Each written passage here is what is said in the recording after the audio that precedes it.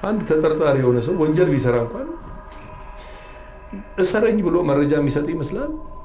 እውነት ነው ያሉትን ቃል ነው ለመቀበል መዘጋጀው። ቃል ያለ መስጠት መብት እንዳለኝ ይስተጋል። ሐቀኛ ነኝ የሚል ሰው ቃል መስጠት አይፈራም።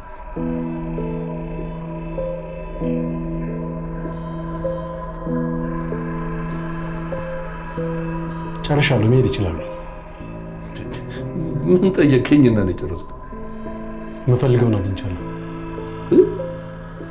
የምፈልገውን አግኝቻለሁ።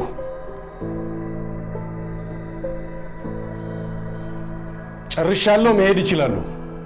ጭራሽ ጩኸት! ይቅርታ፣ መሄድ ይችላሉ። ቆይ አንተ ከኔ ምንድን ነው የምትፈልገው? እውነትን ነው የምፈልገው። አለቃህን ማናገር እፈልጋለሁ። ህግ ያለበት አገር መሰለኛል። እንደውም ከሳለሁ።